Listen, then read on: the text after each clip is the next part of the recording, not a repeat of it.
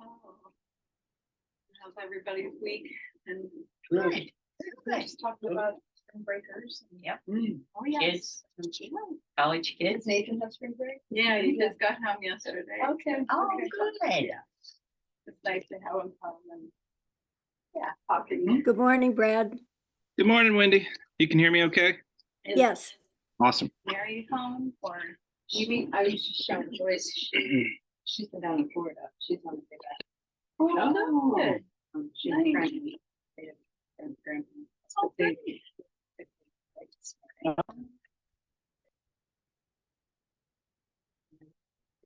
Yeah. I've never seen like that at 6 a.m.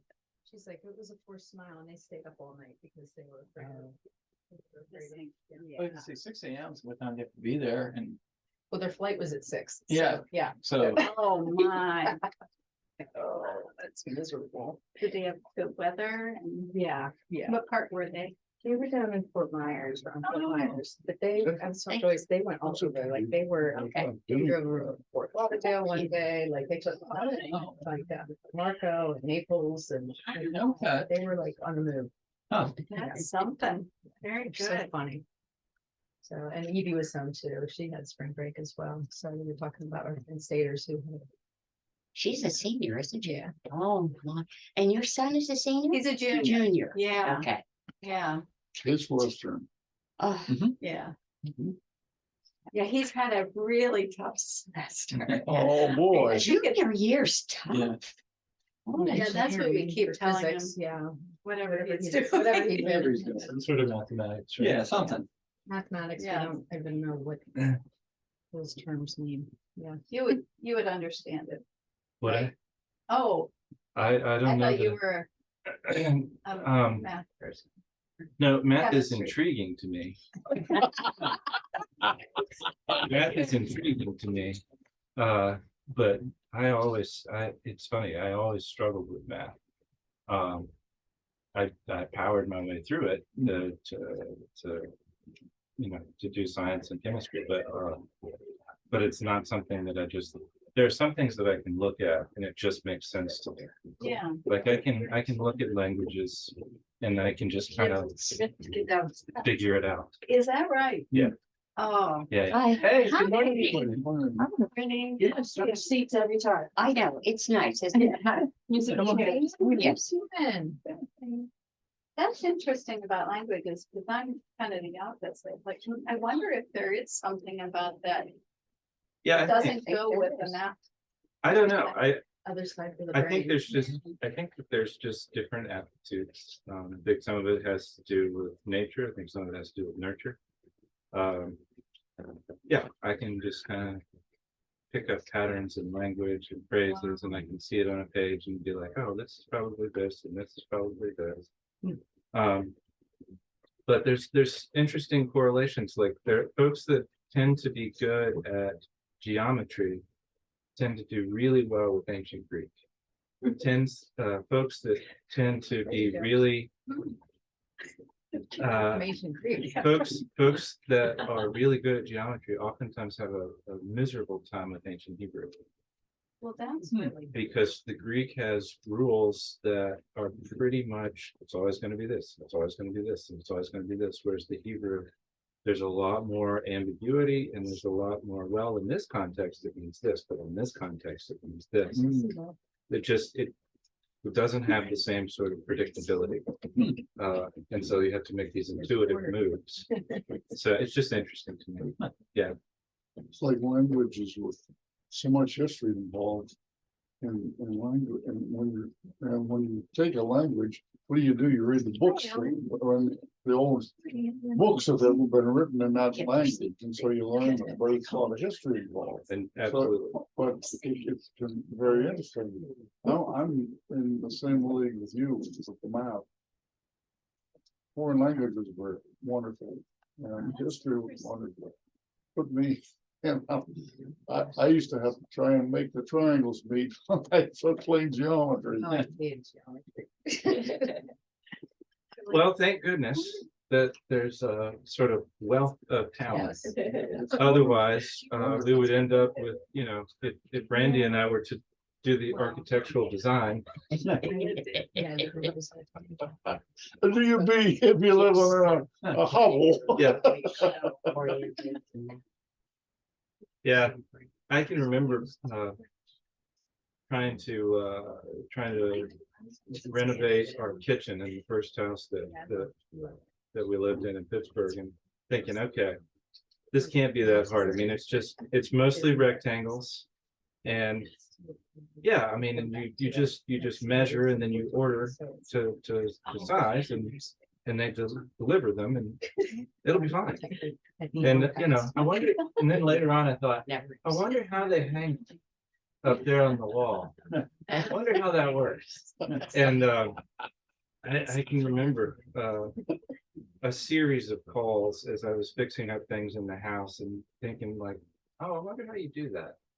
Getting partway into it, and then I would pick up the phone and I'd call my brother-in-law, Jerry, who was project manager for construction and knows how to do all this kind of stuff. And I'd say, hey, Jerry, so this is what I'm doing. And the thing I'm going to do next is, and I just want to, should I use this tool or that tool to do this thing?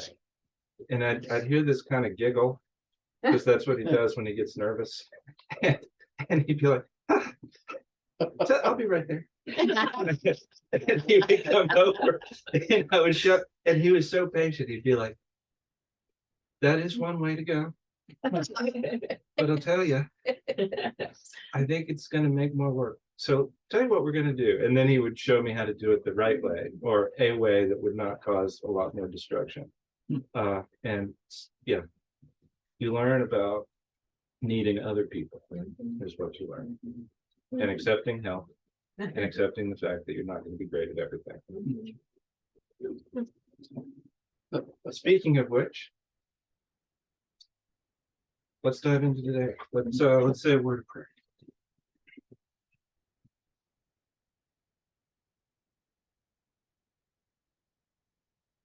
Lord, there is a great distance between what we know and what we think we know. Thank you for being patient with us. Thank you for the gift of each other to fill in some of the gaps, to bring help when we need it, to bring knowledge where we can use it. This Lent, as we do a little spring cleaning, can make maybe just a little bit more room for you in our lives. Help us to understand the blueprint just a little bit more. Help us to pause a beat and give you a call before we plug ahead with some of our renovations. May this morning be a little bit of that. We pray all this in Jesus' name. Amen. Well, so last week, do folks recall the picture of Jesus that we got last week? Just by way of context. What kind of action was going on with Jesus last week? What's that? Anger. Okay. Keep it coming. What? Acting out. Okay. Like what are you talking about? Anger, acting out, Jesus taking action. Like what kind? Clearing the temple out, right? Clearing the temple of who? Money changers. Right, money changers, right? The basically the system that's basically been fleecing the people. Yes? Okay. So we see this sort of direct action on the temple, and really not so much the temple as what? The bureaucracy, the machine within the temple, right? He's going directly at him in a way that he hasn't before. Okay. And what do the disciples sort of do with this? How do they sort of take all this in?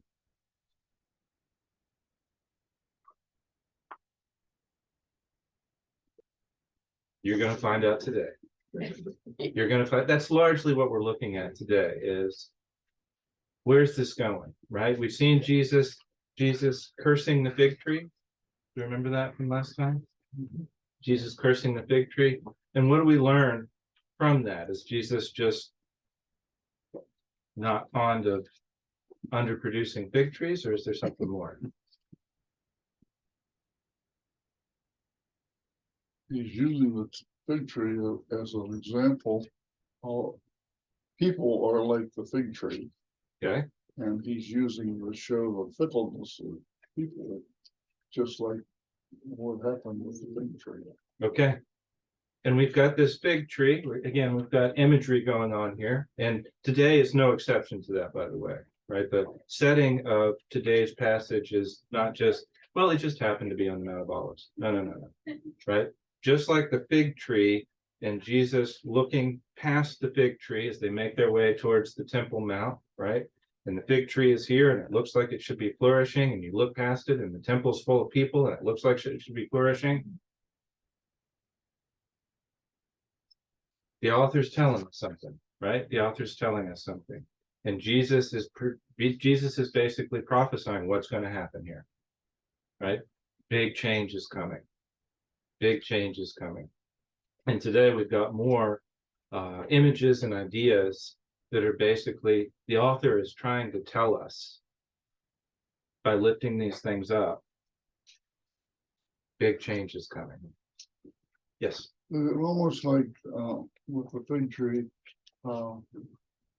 big tree, all kinds of leaves, but no fruit. Like people, all big ideas and no delivery.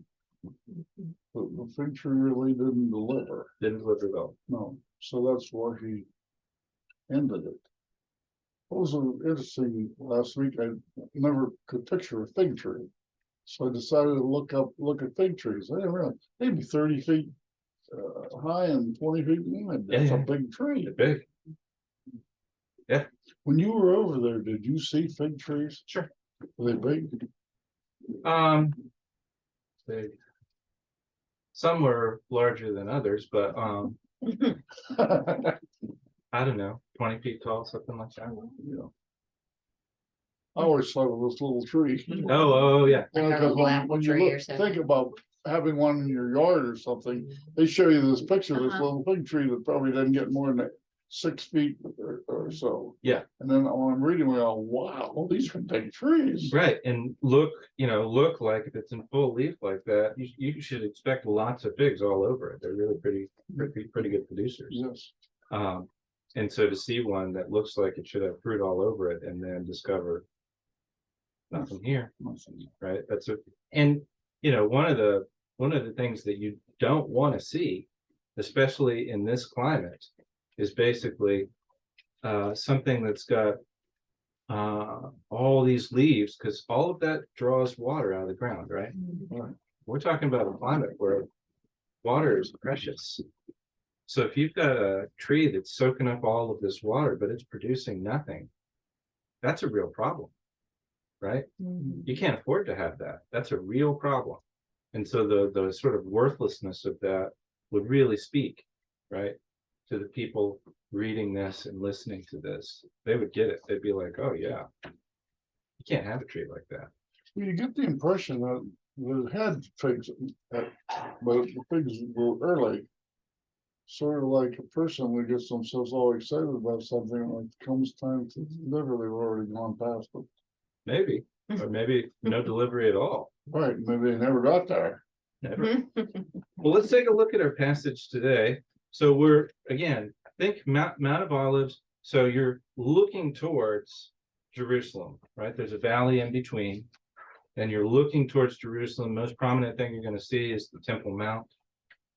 So that's where this is happening from, right? East of, and that's important for some of the details that we're going to get in this particular passage.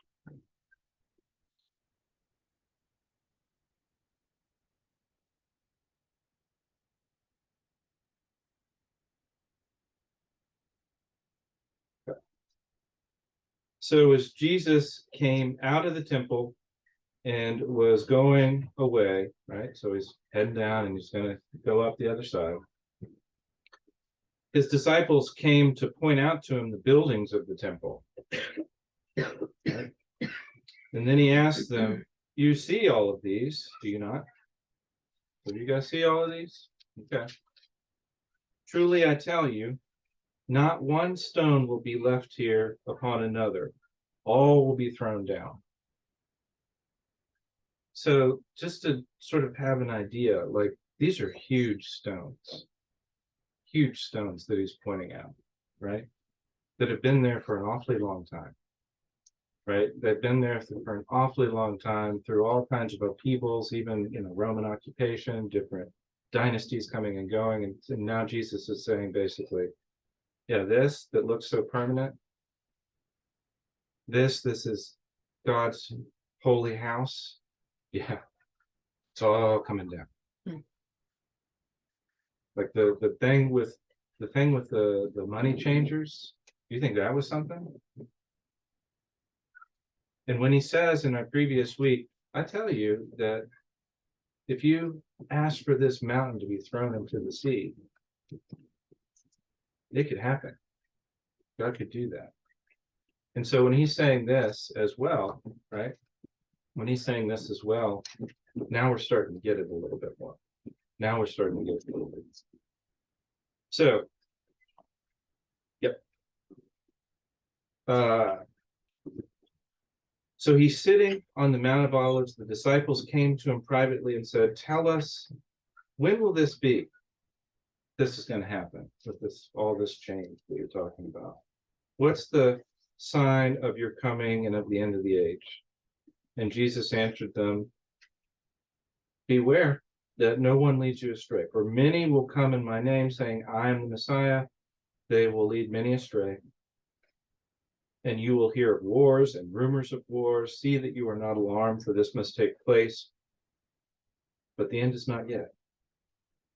For nation will rise against nation, kingdom against kingdom. There will be famines, earthquakes in various places. All this is but the beginning of the birth pangs.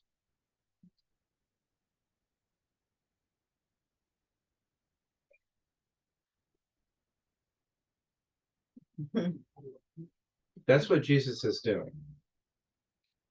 He's using apocalyptic language, imagery from the prophets, recognizable to them as much as that little rap I just did is to us.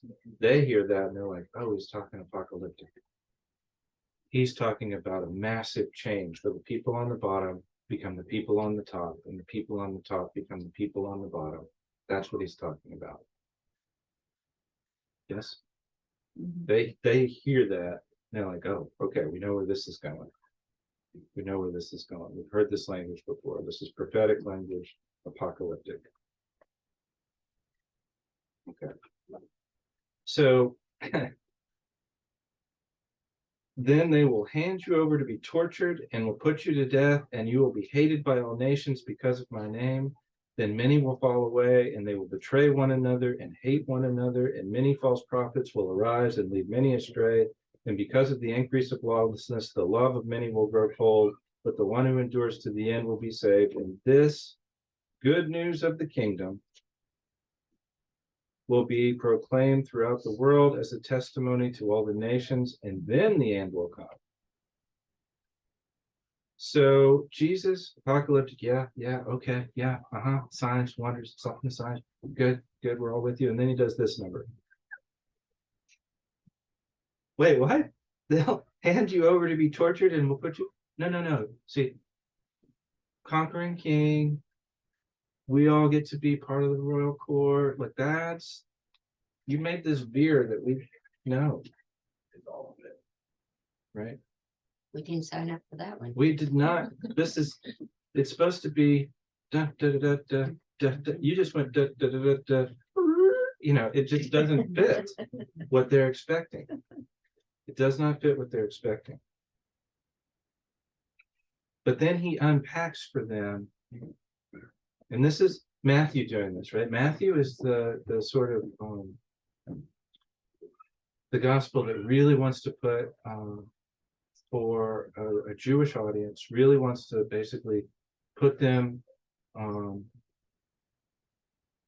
a place where they can see like how Jesus is the fulfillment of all the prophecy, how Jesus is greater than Moses, how Jesus is greater than Elijah, how Jesus is greater than David. That's Matthew. He wants to show you all those things.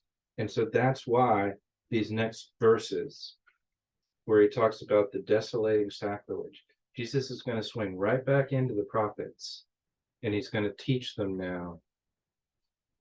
It looks like this. You've been reading it like this, but here's how you understand it. And he's taking them right back to Daniel. Right? Do we remember Daniel at all? It's okay. What do we remember about Daniel? Lions. The lion's den, right? Okay. And that's important. What do we need to know about Daniel and the lion's den? Like, how did he end up there? Stood up against the king and Yeah. continuing to practice his faith Yes, boldly. boldly. Mhm. Yeah. And the basically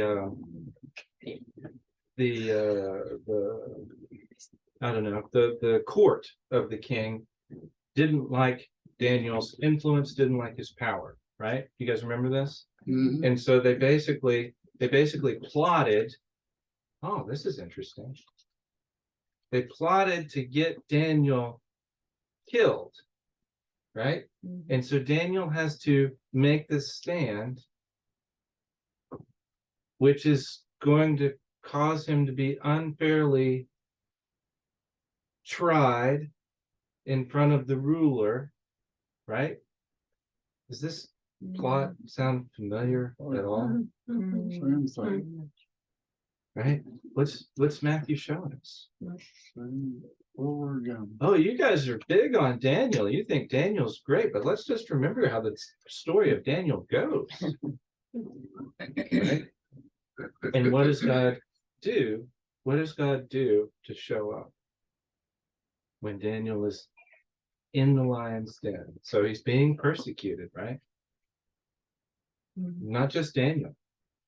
Really, anybody who follows that same example is going to be what? Persecuted. Yes, we've seen this story. And so what happens though with Daniel? Are there a bunch of other people thrown in the lion's den along with Daniel? You know, other people that are like following Daniel's example? I haven't read that part of the story where the other people ended up in the lion's den. How can that be? Interesting example, isn't it? And he goes down in the lion's den. How long's he down there? I'm guessing 3 days. I was just gonna say. Overnight. And the next morning, of course, the king comes, and the king has recognized that he's been played, by the way, to make this happen, right? His own hubris has caused this to happen. But you know, this is Daniel. Jesus is putting Daniel front and center in this example. And you know, I'm laying out details for you, and you're like, oh yeah, okay, I see why he might do that. But do the disciples get it? We're going to see. We're going to see. But he talks about, you'll see the desolating sacrilege standing in the holy place, as was spoken of by the prophet Daniel, to let the reader understand.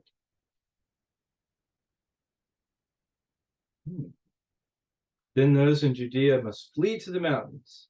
The one on the housetop must not go down to take what is in the house. The one in the field must not turn back to get a coat. Woe to those who are pregnant, to those who are nursing infants in those days. Pray that your flight may not be in winter or on a Sabbath. For at that time there will be great suffering, such as not been from the beginning of the world until now. No, there never will be. And if those days had not been cut short, no one would be saved. But for the sake of the elect, those days will be cut short. Then if anyone says to you, look, here's the Messiah, or there he is, do not believe it. For false messiahs, false prophets will appear, produce great signs, omens to lead astray, if possible, even the elect. Take note. I've told you beforehand. Right, so he's saying, pay attention to what I'm telling you. I'm telling you this now.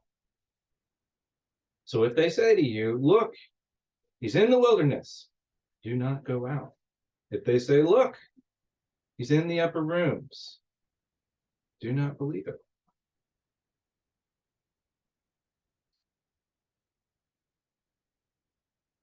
Keep that in mind. Look, he's in the upper rooms. Don't believe it. For as the lightning comes from the east and flashes as far as the west, so will be the coming of the Son of Man. What do you think that verse means? So as the lightning comes from the east and flashes as far as the west, so will be the coming of the Son of Man. What do you think he means by that? Based on what he's just said previous to this. They're going to say, look here. Don't go looking. They're going to say, look here. Don't go looking. But if the lightning shoots across from one end of the spectrum to the other, everybody's gonna see it. Ta-da. Right? He's saying basically, you don't have to go looking for it. You'll see it. It'll be obvious. Like lightning, it travels all the way across the sky and everybody can see it. And everybody's going to hear it. It's going to be obvious. Yes? And then he says this other thing. Wherever the corpse is, there the vultures will gather.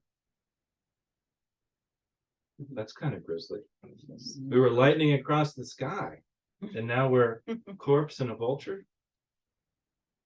Vultures will be busy. They survived. They survived. Well, and vultures, you can see that from a long way off, right? You can see a whole, what do they call those? What's a whole flock of vultures? Feels like there's a murder of crows. There should be something.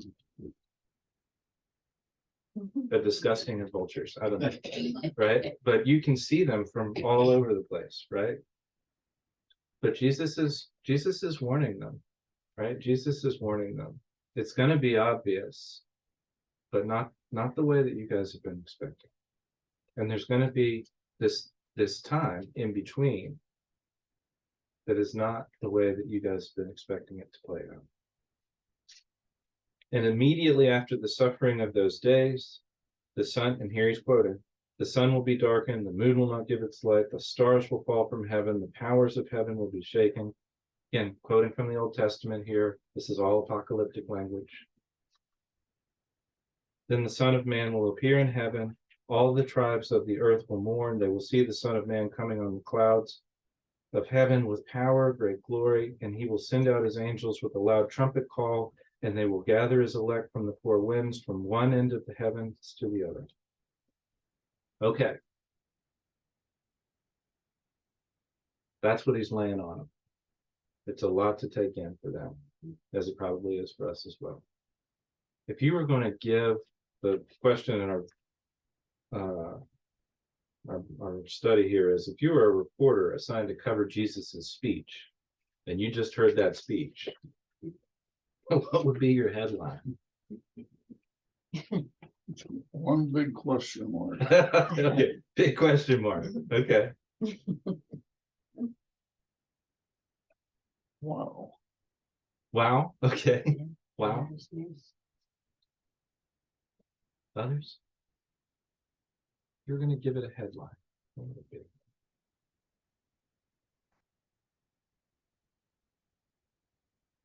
Did you say the end is near? The So- end is near. Okay. The end is near. They wouldn't believe it.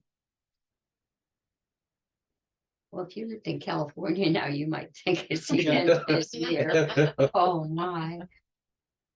So, the disciples ask when this is going to happen in verse 3. But Jesus doesn't say, well, pencil it in for like next Thursday. he doesn't give them a specific date. What does he give them instead?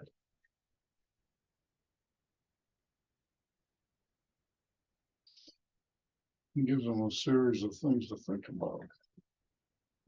Yeah, he gives them a whole bunch of signs that basically, when you see this, this is what's happening. When you see this, this is what's happening. And again, this is Jesus basically sticking right to the sort of prophetic model. What do the prophets do? They point out distinguishing characteristics of patterns of what is now and what will come. That's what they do. Does that make sense? I mean, we're in spring right now. We're in spring right now. Let's just go ahead and call it, right? Winter, it's done. You heard it here. Winter is done. I've seen the forsythia. They're in full bloom down in Pittsburgh. I've seen beyond daffodils at this point blooming. I've seen buds on peach trees at this point. Like, what does that all tell us? Spring's here. Yeah, I can think all I want, let it snow, but for all intents and purposes, the big winter is done here. Yes? Everybody's cautious. They're like, I'm not going to jinx it. You can talk their stuff.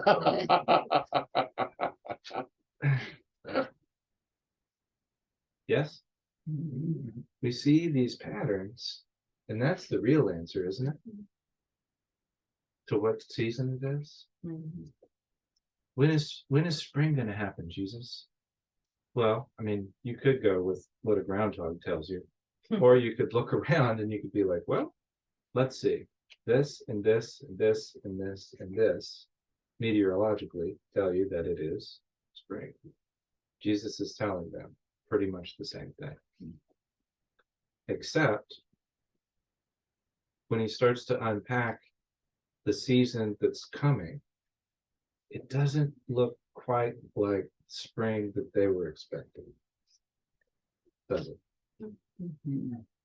This is not the spring that we were expecting, Jesus. You're talking about sort of Daniel kind of stuff, and we were really hoping for more King David at the height of his power kind of stuff. That's what we were looking for.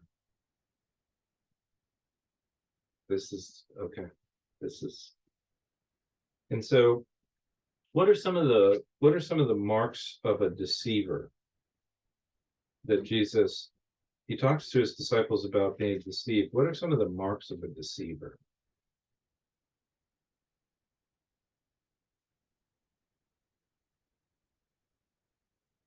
They claim they know when the Messiah will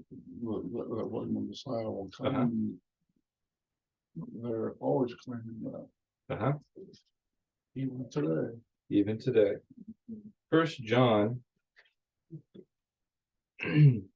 says, chapter 4, beloved, do not believe every spirit. Test the spirits to see whether they are from God. For many false prophets have gone out into the world. By this, you know the Spirit of God. Every spirit that confesses that Jesus Christ has come in the flesh is from God. Every spirit that does not confess Jesus is not from God.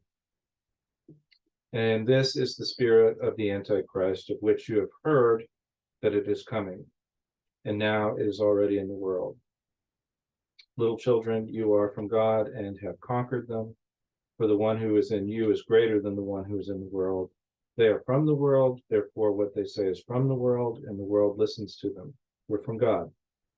Whoever knows God listens to us, and whoever is not from God does not listen to us. From this we know the spirit of truth and the spirit of error. That clears it up, right? Clears it right up? No, it doesn't. Not so much? Didn't really work that well for the early church either. But part of what he's having to really talk about here is, I mean, the reason that people are looking for messiahs and expecting a messiah is because it's happened an awful lot during Jesus's day. It's happening an awful lot during Jesus's day. He's not the first one that the people have kind of lifted up and said, this is going to be the one. This is going to be like just during a typical year in this time in history, you'll have multiple uprisings in this part of the world. Guerrilla warfare is going on constantly, right? The zealots, basically guerrilla warfare against the Roman occupiers. You've got lots of sort of charismatic guerrilla leaders in one area or another, right? Trying to build up critical mass to do what like Judas Maccabeus and others did. It's not an unknown thing. And Jesus is having to say, no, guys, no, that's not the pattern. We're not doing it that way. That's not it. But it's real hard for them to basically accept that, absorb that, right? It's really hard, especially when the swerve goes into and this upward trend, right? This upward trend is going to take a real downward turn for you, right? You're going to see me get killed, but what else? They're going to be persecuted. You're going to be persecuted. Some of you are going to be killed. Some of you are going to be betrayed. Faithful are going to betray other faithful, right? It's not like a straight line to the throne here. Well, what are we supposed to do with that?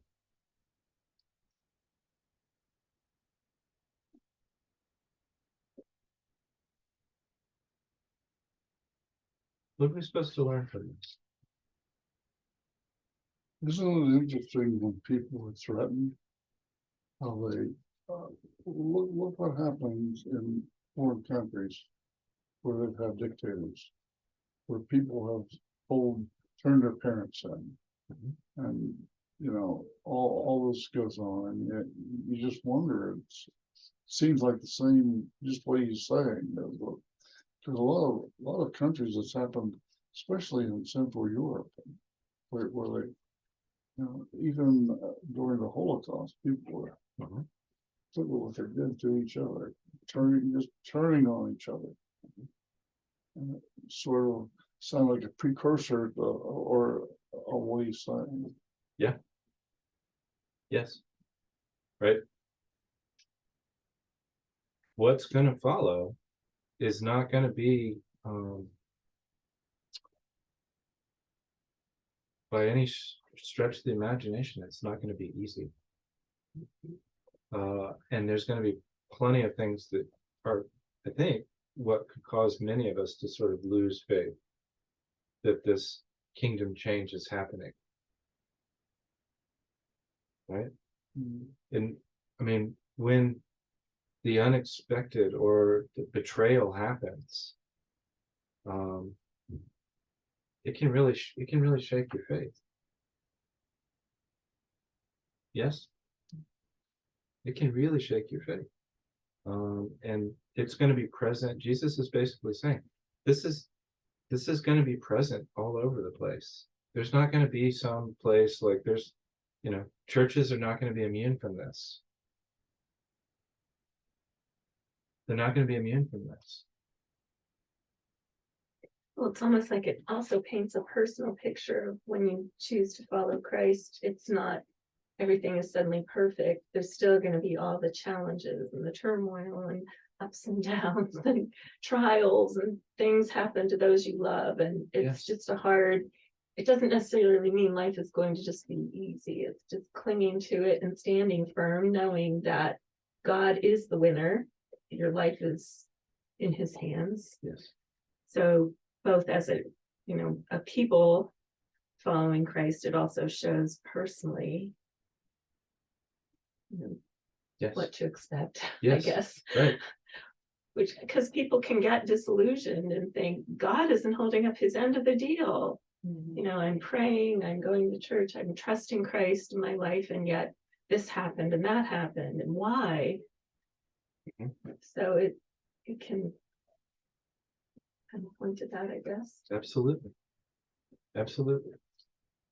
It says the ones who hold the line are the ones who should be there at the end. No matter what happens, you can't give up the faith. No matter what happens. And the faith won't give up, Mhm. right? No, He says, this good news of the kingdom will be proclaimed throughout the world. He doesn't say it might be if you guys get your stuff together. He says it's happening. This is gonna happen. And when you see these other things, it doesn't mean you're off track. It doesn't mean that the plan has changed, right? The suffering that's going to go on doesn't mean that you're doing it wrong. It may mean that you're actually doing it more right. Is this making sense?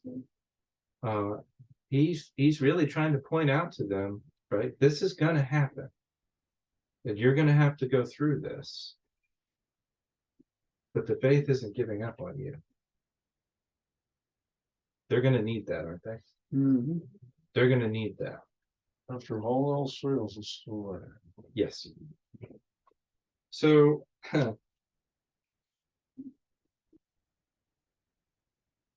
Jesus really, as he's looking at human history, he sees it as being pretty unstable. Right? If we look at verses 6 through 8, you'll hear of wars, rumors of wars, and that's very true in his time. That's very true in his time. People are hearing about wars, rumors of wars all over this territory. How are these sort of signs of instability? How are these signs like the beginning of birth pains? Because that's an interesting shift that we just made. Does anybody remember the signs of birth pains?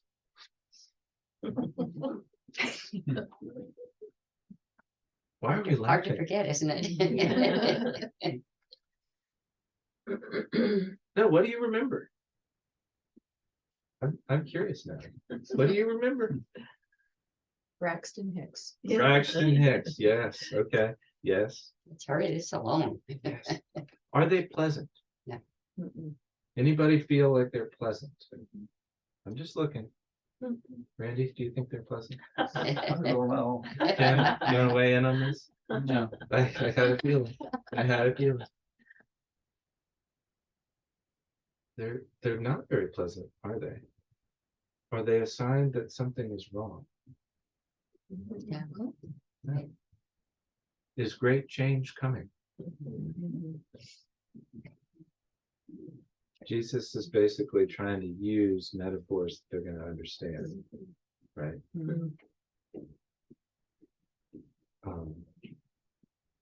Yeah, this is going to be painful. This is going to be in some ways traumatic, but it's also part of what naturally happens, so that new birth can happen. Right? It's not a sign that something is wrong for these pains to be happening, but it sure feels pretty overwhelming, I gather. Don't we all, I don't know, I'm just speaking for myself, but don't we all in the period of our life as we go along have experiences where we think that the end is where? And then all of a sudden you go, is this it? Mhm. I know myself, the first time I was about 10 years old when this forest fire up in Canada. Got up in the middle of the day and it was dark. The sun wasn't out, and I felt this eerie feeling the whole day that this must be the day. And I was scared to death. Sure. When I was just young, because I didn't know. In those days, we didn't have a news media to say, "Oh, this is what it is." They told us days later. But the day that it happened, Okay. my gosh, people were all out. What is I don't know what this was? Yeah. And how many times in your life something like that happened where you say, "Is this it?" Things want, but it's precursors to what could be. Yeah. I think we all get those as a way of, at least, in a way, giving you an idea. Pause and start Reflect. thinking. Okay. So what does Jesus say is going to happen to the disciples and to others as the end approaches? What does he say? These birth pains are pretty significant. Hand you over to be tortured, put you to death. You'll be hated by all nations because of my name. Huh. Not some. All. All. Except for the United States. We're good. Yeah, thank Or at least Lawrence County. I think that's just an omission. That's That should be maybe New Wilmington. I mean, we're kind of a sacred square motto. Carolyn's like, that's fine for you guys. All.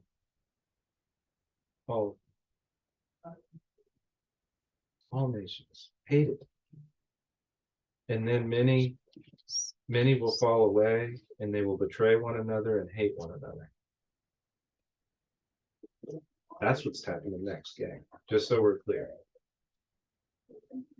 And these false prophets will arise and lead many astray. Birth pains. Birth pains. No epidural, basically, in this deal. yeah. There's not going to be any Daryl showing up. Yeah. Epidurals. You heard it here first.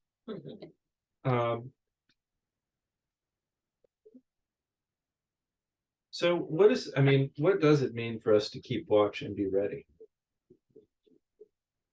What does it mean for us to keep watch and be ready? He tells us to keep watch, be ready. What does that actually mean? miss it. Okay, don't miss it. How might we miss it? Pay attention. When that lightning shoots across the sky, if you miss it, I don't know where you are. Well, that's a good question. That's a good question. How might we miss it streaking across the sky? By having ourselves turned a different direction. Asleep, Inside, being inside, asleep. asleep, looking down at the ground, right? There's any number of ways that you could miss it. You could miss it, right? You could miss it. Like in Wilmington. Oh, Driving through. Oh. I thought for a second she was like prophesying about all of New Wilmington, like we're missing it. We're missing it. To miss them. Your little holy huddle down in the Lillian Martin room. You missed it. What are the ways that we stay awake? What are the ways? He's referenced Daniel. Right? What were the ways that Daniel stayed awake, paid attention to what God was doing? Was in a conversation with God? Yes, all the time, right? He prayed regularly in conversation with God, right? Anything else?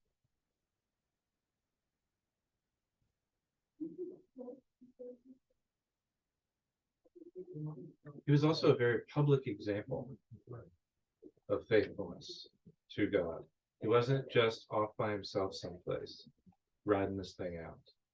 He was out teaching, leading, working for the good of the community. I mean, Daniel worked for the good of the nation that he was in.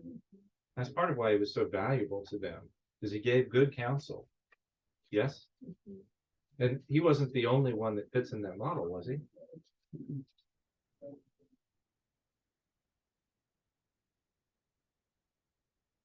got the story of like Joseph, others, working for the good of the community that they're in, but being a very publicly faithful, right, person.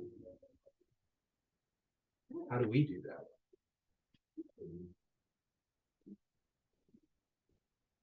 We come here. Yeah, there's one, right? We come here, and what do we do here? What do we do? Sure, Right. What? We pray, we sure. Fellowship. we share, fellowship, okay. We learn, right? We learn to see. This is trying to teach us to see. That's what it's trying to do. It's trying to teach us to see, and not just see, but what? Do. You hear things that you don't think of. Mhm. As the whole group adds to Yes, the whole. yes. And then ideally, that knowledge doesn't just stay in this room. We take it out of here, right? Church is not a place. Church is not a place. It's a people. It's a calling. It's not a building. Right? Church is a people. And Jesus is basically saying, that's how it's going to spread. That's the only way this good news spreads. Is for everybody in this room to basically pass it along to other people that you meet in lots of different ways. Yes? Even if it's inconvenient. Maybe especially if it's inconvenient.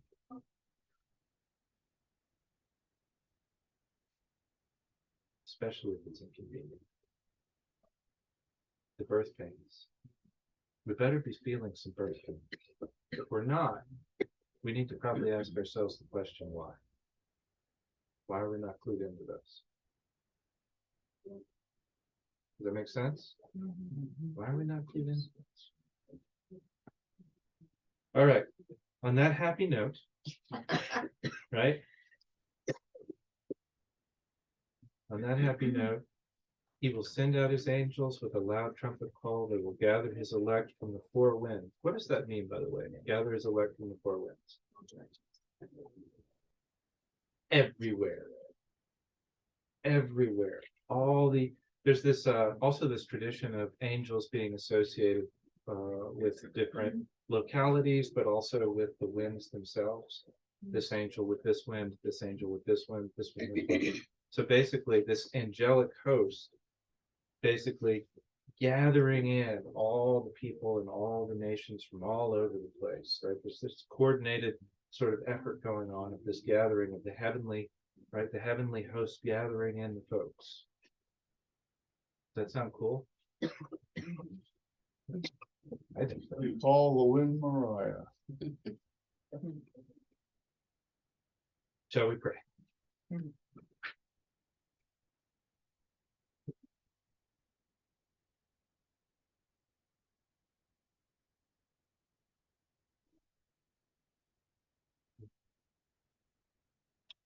Well, Lord,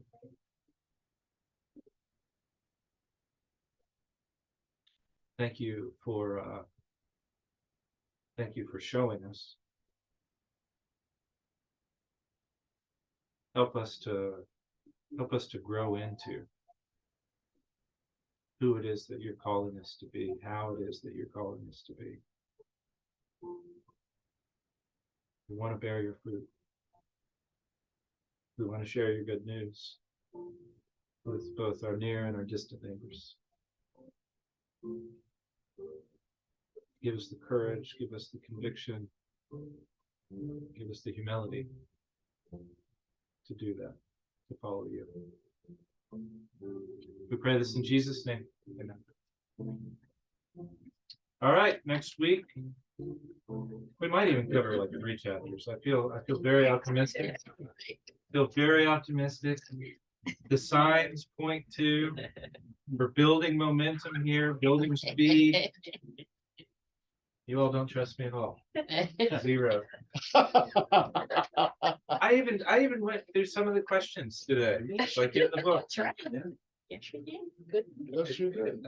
It's pointing in the direction. Eventually, I'm gonna stay on topic.